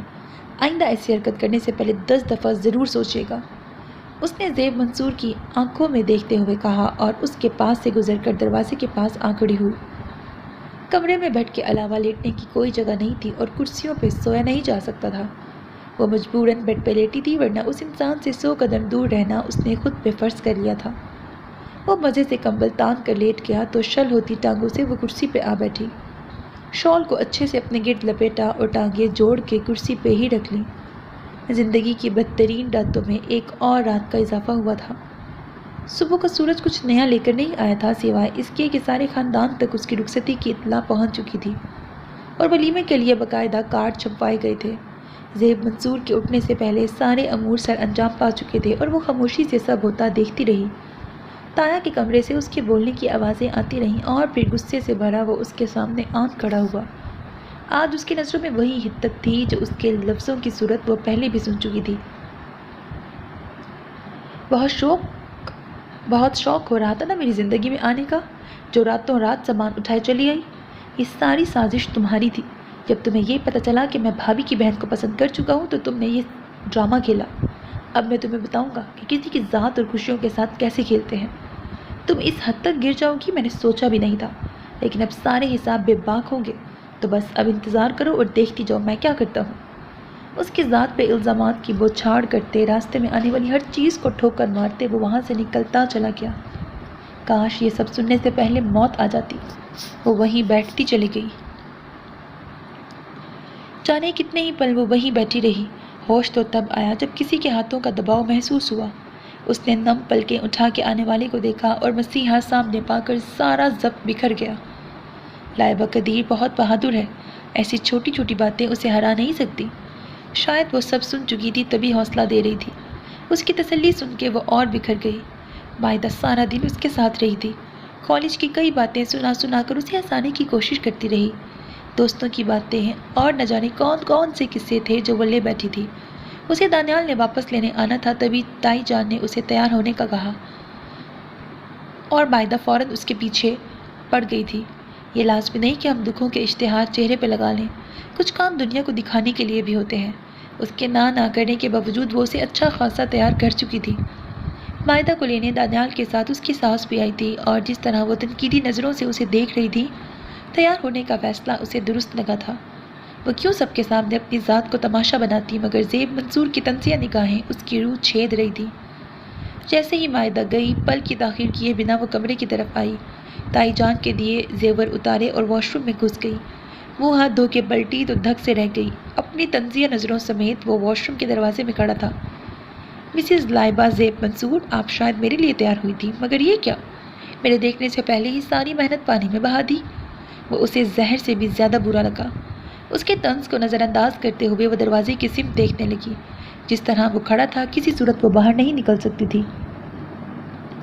اس کی نظروں کا ارتکاز سمجھ کے وہ پیچھے ہوا تو فوراً وہ واش روم سے نکلی، مگر ایک جھٹکے نے اس کے قدم روک لیے تھے۔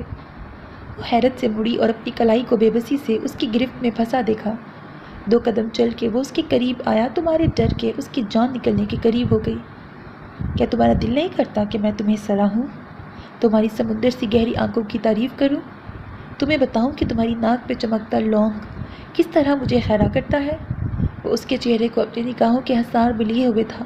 بولو، کیا تمہارا دل نہیں کرتا؟ لائبہ کی خاموشی پہ اس نے کلائی کو جھٹکا تو ہلکی سی آہ اس کے لبوں سے نکل گئی۔ اس کے تیور دیکھ کر وہ سمجھ نہیں پا رہی تھی کہ ہاں کہے یا انکار کرے۔ اس زیب منصور کو تو وہ جانتی ہی نہیں تھی جو نظروں میں عجیب سے جذبے لیے سامنے کھڑا تھا، اور جانے ان آنکھوں میں کیسا سحر تھا کہ وہ اسبات میں سر ہلا گئی۔ اس کی ہاں کے ساتھ ہی زیب منصور کی آنکھوں کے رنگ بدلے تھے۔ طنز، تحقیر، ذلت، کیا کیا رنگ نہیں ابھرے تھے، اور ایک دم ہی ہنسی کا فوارہ نکلا تھا۔ اپنی بے گناہی کے اتنے ثبوت نہ دیا کرو لائبہ قدیر، تمہارے دل میں چور تھا اور یہی تمہاری حقیقت ہے۔ اس کی کلائی ایک جھٹکے سے چھوڑتے ہوئے وہ آگے بڑھ گیا۔ وہ وہیں ساکت رہ گئی تھی۔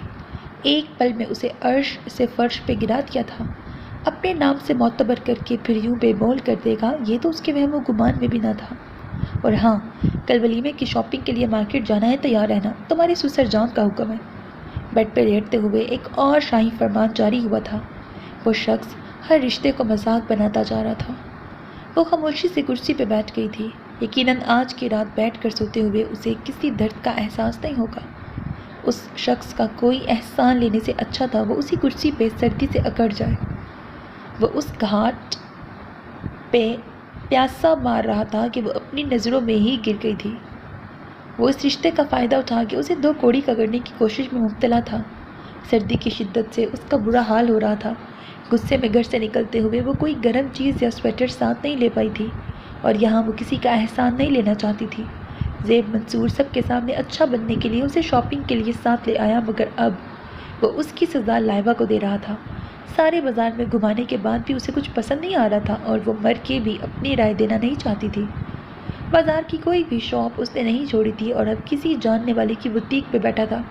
اس کی باتوں سے لگ رہا تھا کہ اسے یہیں آنا تھا، تو یقیناً یہ سب اسے زج کرنے کے لیے تھا۔ یار تم بھابھی کو ساتھ لائے ہو تو انہیں پسند کرنے دو، اپنی مرضی ہی کرتے جا رہے ہو۔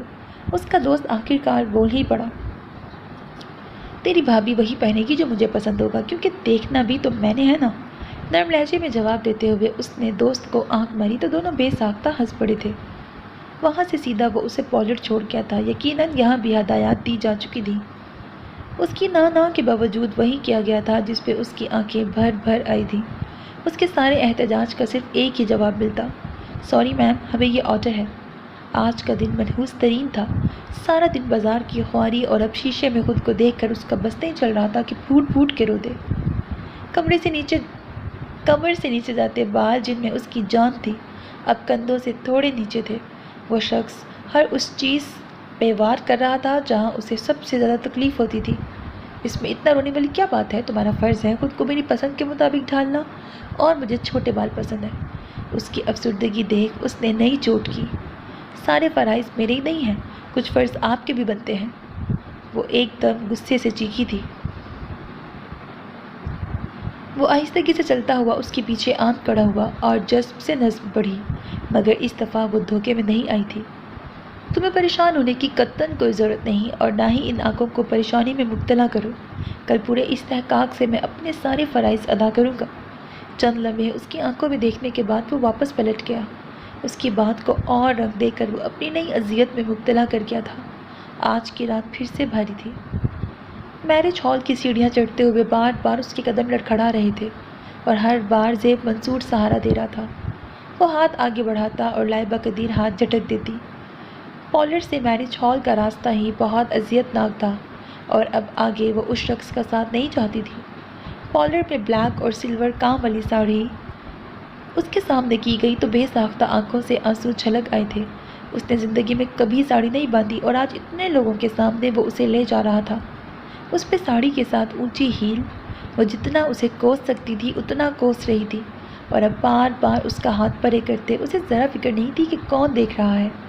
اسٹیج پہ بھی ایک لمحے کو وہ دور نہیں ہوا تھا، ایسے مسکرا کے گفتگو کر رہا تھا جیسے لائبہ قدیر زندگی بھر کا حاصل ہو، اور رہی صحیح کسر فوٹو سیشن میں پوری ہو گئی۔ فوٹوگرافر کئی مرتبہ اسے کہہ چکا تھا کہ وہ اس کی آنکھوں میں دیکھے، مگر اسے زیب منصور کی آنکھوں سے نفرت تھی، جو پہلے اسے مقید کرتی اور پھر اس کی قید پہ کہے لگاتی۔ اللہ اللہ کر کے فنکشن ختم ہوا، مگر اس کی آنکھوں کے آگے چھاتا اندھیرا اسے بے بس کر رہا تھا۔ ساری انا اور غیرت ایک طرف رکھ کر اس نے اپنے گھر جانے کا سوچ لیا، کیونکہ اتنے دنوں کی بے خوابی نے اس کی ساری ہمت ختم کر دی تھی۔ سب لان میں جمع تھے اور گفتگو کا نہ ختم ہونے والا سلسلہ جاری تھا۔ وہ خاموشی سے اٹھی، لان کراس کر کے اپنے پورشن کی طرف آ گئی، جلدی سے زیورات اتارے، کپڑے بدلے اور سکون سے بیڈ پہ لیٹ گئی۔ اتنے دنوں کی تھکن تھی یا اپنے کمرے کی ملکیت کا احساس کے پل میں وہ غافل ہو چکی تھی۔ نہ جانے کتنا وقت گزرا تھا کہ عجب احساس سے اس کی آنکھ کھل گئی۔ ہلکی سی روشنی میں گھڑی دیکھی جو رات کے 2 بجا رہی تھی۔ اس نے اپنے اوپر پڑا کمبل دیکھا تو حیرت ہوئی، تو بغیر کمبل کے ہی لیٹ گئی تھی، اور نیند سے اتنا برا حال تھا کہ کچھ لینے کا ہوش نہیں تھا۔ تم کس کی اجازت سے ادھر آئی تھی؟ زیب منصور کی آواز پر وہ چونکی۔ آپ؟ وہ زیب منصور کو یوں اپنے سامنے دیکھ کر حیران رہ گئی۔ میں نے تم سے کچھ پوچھا ہے لائبہ قدیر؟ وہ دبی آواز سے گراتے ہوئے بولا کہ وہ سہم کے تھوڑا سا پیچھے ہوئی۔ میں ایسے ہی آئی تھی، نہ جانے کیسے آنکھ لگ گئی۔ نہ چاہتے ہوئے بھی اس نے وضاحت دی۔ تم میری ملکیت ہو، اس لیے آئندہ ایسی جرات مت کرنا، ورنہ نتائج کی ذمہ دار تم کو دوگی۔ اس کی آنکھ کے تاثرات ناقابل فہم تھے۔ میں آپ کی ملکیت نہیں ہوں، آپ اس طرح مجھ پہ دھونس نہیں جما سکتے۔ اس کے صبر کا پیمانہ لبریز ہوا تھا۔ کمرے میں خاموشی چھا گئی تھی۔ زیب منصور اس کے تیور جانچ رہا تھا۔ اور ایک دم اسے کندھوں سے تھاما تو وہ دھک سے رہ گئی۔ میرے کہے بنا تم نے کپڑے کیوں بدلے؟ تم واقعی نہیں چاہتی کہ تمہیں سراہا جائے؟ وہ گرگٹ کی طرح رنگ بدلنے میں ماہر تھا۔ وہ کبھی سوچ بھی نہیں سکتی تھی کہ زیب منصور ایسا ہو سکتا ہے۔ اس نے خاموشی سے اس کے ہاتھ پرے کیے اور واش روم میں چلی گئی۔ منہ ہاتھ دھو کر ساڑی دوبارہ باندھی اور بال کھلے چھوڑ کر باہر نکل آئی، مگر خالی کمرہ اس کو منہ چڑھا رہا تھا۔ وہاں زیب منصور کا نام و نشان بھی نہیں تھا۔ تو کیا وہ میرے حواس پہ اس قدر حاوی ہو چکا کہ میں یوں پاگلوں جیسی حرکتیں کرنے لگی ہوں؟ وہ بے جان سی بیڈ پہ بیٹھ گئی، سائڈ ٹیبل سے کیچر اٹھا کے بال باندھنے لگی تو نظر چند پیپرز پہ پڑی تھی۔ ٹکٹ پہ اس کا نام لکھا تھا۔ معاملہ اس کی سمجھ سے باہر تھا۔ اسی پل اس کے موبائل پہ میسج ٹون بجی تو اس نے موبائل تھاما۔ کل شام 7 بجے اسلام آباد کے لیے فلائٹ ہے اور زیب منصور پہ ابھی یہ نہیں آئی کہ وہ لائبہ قدیر کو سجا سنورا دیکھنے کی خواہش میں تڑپے۔ یہ میسج اسے منہ پہ تماچے کی صورت لگا تھا۔ بس بہت ہوا زیب منصور، لائبہ قدیر کوئی کھلونا نہیں جس سے تم اپنی مرضی سے کھیلو۔ تم اکیلے کھیلتے آ رہے ہو، اب لائبہ قدیر تمہارے ہر بار کے لیے تیار ہے۔ آنکھوں میں آئی نمی کو پیچھے دھکیلا اور ٹکٹ کے ٹکڑے ٹکڑے کر کے زمین پہ پھینک دیا۔ وہ سارا دن عجیب کشمکش میں مبتلا رہی۔ جیسے ہی زیب منصور گھر آیا وہ تایا کے پورشن میں آ گئی۔ تائی جان کو سلام کرتے ہوئے وہ سیدھا کمرے میں چلی آئی۔ وہ سامنے ہی پیکنگ کرنے میں مصروف تھا۔ اسے دیکھ کر تلخی سے مسکرایا، مگر آج لائبہ قدیر مطمئن تھی۔ 15 سے 20 منٹ ہے ہمارے پاس، جلدی سے ریڈی ہو جاؤ اور گرم کپڑے زیادہ رکھنا۔ اسے ایک جگہ کھڑے دیکھ کر اس نے کہا اور واش روم میں چلا گیا۔ اس کے لیے یہ چند منٹ بھی کافی تھے۔ اس نے ٹکٹ کے ٹکڑے زیب کے موبائل کے نیچے رکھے اور اس کا پیک کیا سارا بیگ کھول کے بیڈ پہ بکھیر دیا۔ ایک تلخ نظر واش روم پہ ڈالی اور کمرے سے نکل آئی۔ نیچے تایا جان کے پاس رک کر زیب کی طرف سے ہنی مون کینسل کرنے کی اطلاع دے کر واپس اپنے پورشن میں آ گئی۔ اب اسے رد عمل کا انتظار تھا اور اس کے لیے زیادہ انتظار نہیں کرنا پڑا۔ وہ چند لمحوں میں اس کے سامنے تھا۔ میں تم سے تمہاری حرکت کی وجہ پوچھ سکتا ہوں؟ اس کے سامنے ہاتھ باندھے وہ کرخت لہجے میں بولا۔ کون سی حرکت؟ اس کی معصومیت انتہا پہ تھی۔ لائبہ قدیر، مجھے کوئی انتہائی قدم اٹھانے پہ مجبور نہ کرو۔ تم نے یہ سب کیوں کیا؟ اس کی پیشانی پہ پڑے بل اس کے غصے کی گواہی دے رہے تھے۔ کیونکہ میں آپ کو ابھی اس قابل نہیں سمجھتی کہ آپ کے ساتھ ہنی مون پہ جاؤں۔ اس کی بات ابھی پوری نہیں ہوئی تھی کہ زیب منصور کا ہاتھ اس کے چہرے پہ انگلیوں کے نشان چھوڑ گیا۔ وہ لڑکھڑا کے پیچھے جا گری تھی۔ وہ چہرے پہ ہاتھ رکھے ساکت نظروں سے اسے دیکھ رہی تھی۔ آنکھوں سے متواتر بہتے آنسو اور بچھے ہوئے ہونٹ اس کی اذیت ظاہر کر رہے تھے۔ آئندہ کچھ بھی ایسا کرنے سے پہلے یہ تھپڑ یاد رکھنا۔ اس کے پاس بیٹھ کر انگلی اٹھا کے وارن کیا۔ اس کے چہرے پہ تلخی سے بھرپور نظر ڈالی اور کمرے سے نکل گیا۔ زندگی ہر طرح سے جمود کا شکار ہو گئی تھی۔ دونوں گھروں میں خاموشی چھا گئی۔ یقیناً بڑوں کو احساس ہو گیا تھا اور وہ ان دونوں کو سوچنے کا موقع دے رہے تھے، مگر لائبہ قدیر اس شخص کی پرچھائی سے بھی دور رہنا چاہتی تھی۔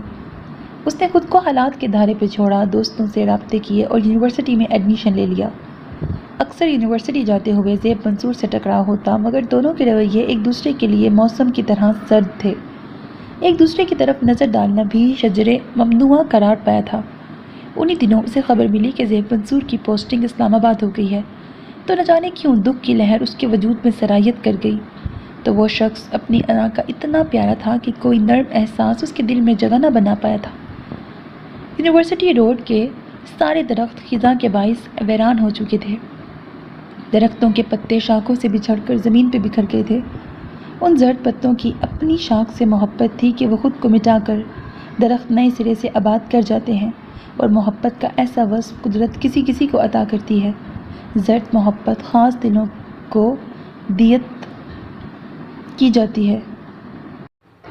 سارے اسٹوڈنٹس ان پتوں کو رونتے ہوئے چلے جاتے اور وہ زرد محبت کی علامت سے پرے ہو کے گزرتی تھی۔ وہ مین گیٹ تک پہنچی تھی جب ایک کلاس فیلو اس کے پاس آیا۔ وہ غائب دماغی میں نوٹس کیمپس کے لان میں بھول آئی تھی اور وہ بیچارہ کہاں کہاں کی خاک چھان کر اس تک پہنچا تھا۔ اس نے مسکراتے ہوئے تھینکس کہا تو احساس ہوا کہ وہ مسکرانا بھول گئی ہے، تو وہ شخص میری مسکراہٹ بھی لے گیا۔ وہ نوٹس لے کر مڑی تو اسے دور جاتے شخص پہ زیب منصور کا گمان ہوا، مگر اپنے خیال کو جھٹکتے ہوئے بس اسٹاپ کی طرف چل دی۔ اس شخص کی منزل لائبہ قدیر کبھی بھی نہیں تھی، مگر نہ جانے وہ کیوں ہر قدم پہ ٹھٹک کے رک جاتی تھی۔ انہی سوچوں میں گھری گھر تک آئی تو وہ جانے کے لیے تیار تھا۔ سبھی الوداع کہنے کے لیے گیٹ تک آئے ہوئے تھے۔ دماغ کی ہزاروں دلیلوں کے باوجود چند لمحوں کے لیے اس کے قدم رکے تھے، اور یہ پل دو پل کا رکنا مقابل محسوس نہ کر سکا تو وہ خاموشی سے آگے بڑھ گئی، اس بات سے بے خبر کہ دو سلگتی نگاہوں نے دور تک اس کا پیچھا کیا تھا۔ گھر والوں کے ہزار ہاں روکنے کے باوجود وہ اسلام آباد چلا آیا تھا۔ سب کا خیال تھا کہ وہ حالات سے بھاگ رہا ہے، اور درست خیال تھا۔ وہ دل کی ماننے سے منکر ہو رہا تھا اور دماغ کی ماننا نہیں چاہتا تھا۔ ایسے میں جگہ کی تبدیلی اسے ٹھیک لگی تھی، مگر زرد موسم اور تنہائی نے اس کے اندر مزید اداسی بھر دی تھی۔ رخصتی کے لیے وہ بالکل تیار نہیں تھا، یہ طے تھا کہ ہونی ہے، مگر اتنی جلدی کی اسے امید نہیں تھی۔ غصے میں آ کر اس نے لائبہ کو بیڈ سے اٹھا تو دیا تھا، اگر وہ ساری رات کرسی پر بے چین رہی تھی تو سو وہ بھی نہیں پایا تھا۔ کئی دفعہ اٹھ کے اسے دیکھا اور چاہا بھی کہ اس کو کمبل اڑا دے، مگر ہر دفعہ قدم رک جاتے تھے۔ مائدہ کو لینے دانیال اور خالہ آئیں تو لائبہ بھی تیار تھی۔ نہ جانے کیوں اسے خوشی ہوئی تھی، لیکن جب دانیال نے مائدہ سے کہا کہ وہ بھی لائبہ کی طرح لمبے بال رکھے تو اس کی ساری خوشی ختم ہو گئی۔ اس نے پہلی دفعہ اسے غور سے دیکھا تو احساس ہوا کہ اس کے بال واقعی بہت خوبصورت تھے۔ مہمانوں کے جانے کے بعد کمرے میں پہنچا تو وہ منہ ہاتھ دھو چکی تھی، مگر دھلا دھلایا چہرہ بھی جاذبیت لیے ہوئے تھا۔ اس کا دل چاہا لائبہ کی تعریف کرے اور ڈھکے چھپے لفظوں میں کر بھی دی، مگر اس کی آنکھوں کے رنگ بدلتے دیکھ کر مائدہ کی مہندی والی رات چھم سے آنکھوں میں آن سمائی اور سارا منظر بدل گیا۔ وہ کیا کیا کہتا رہا، اسے احساس ہی نہیں ہوا۔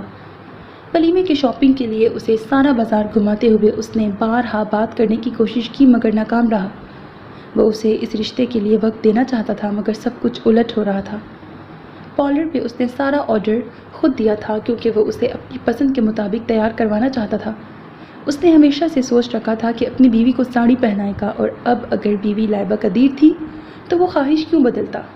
ولیمے کے بعد وہ اچانک سب کے درمیان سے اٹھ کے چلی گئی تو اسے احساس نہیں ہوا، مگر رات میں اسے کمرے میں نہ پا کر بے انتہا غصہ آیا تھا۔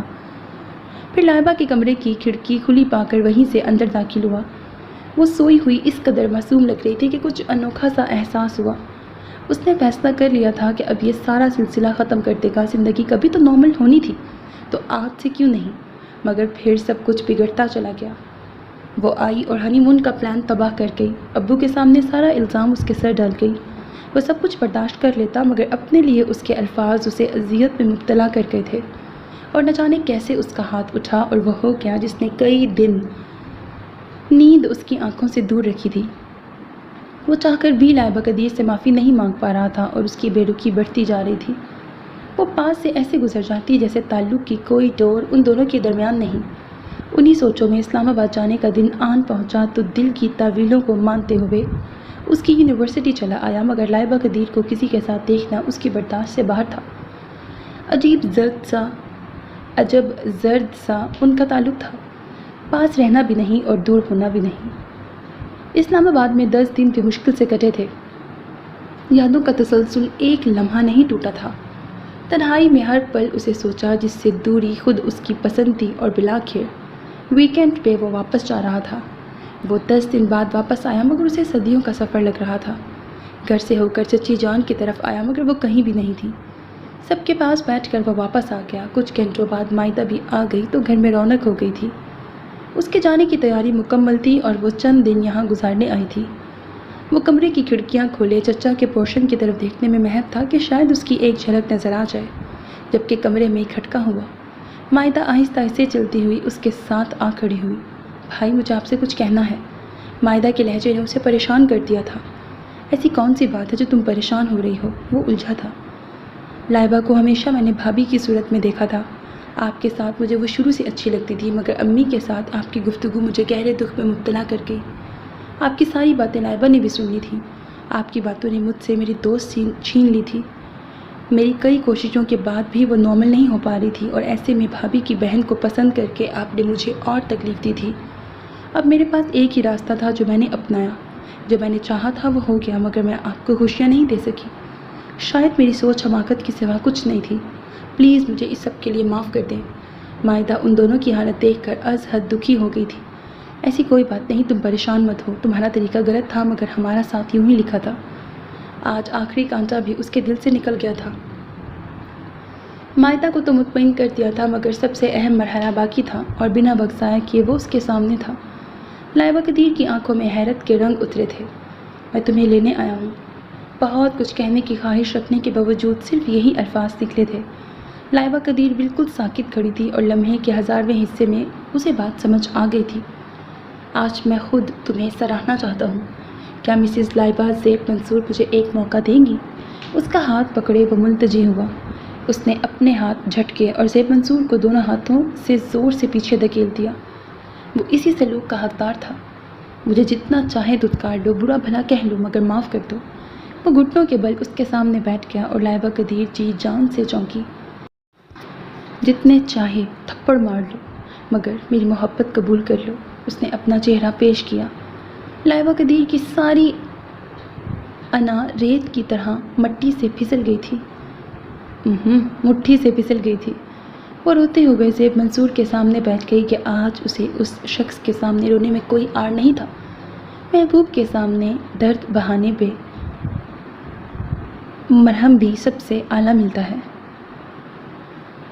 آپ بہت برے ہیں، تم بہت اچھے ہو، آپ بہت ظالم ہیں۔ میرا ظلم تمہاری محبت کی تپش میں بہہ گیا۔ آپ بے وفا ہیں، اب میں تم سے وفا سیکھوں گا۔ آپ کو مجھ سے محبت نہیں ہے، مجھے تم سے زرد موسم کے پتوں سی زرد محبت ہے۔ میں تمہارے لیے مٹ سکتا ہوں، آپ کو میری محبت میں قائم رہنا ہے، میں وعدہ کرتا ہوں۔ چھوٹے سے کمرے میں سنہرے وعدوں کی گونج سنائی دینے لگی۔ لائبہ قدیر نے زیب منصور کے کندھے پہ سر ٹکایا۔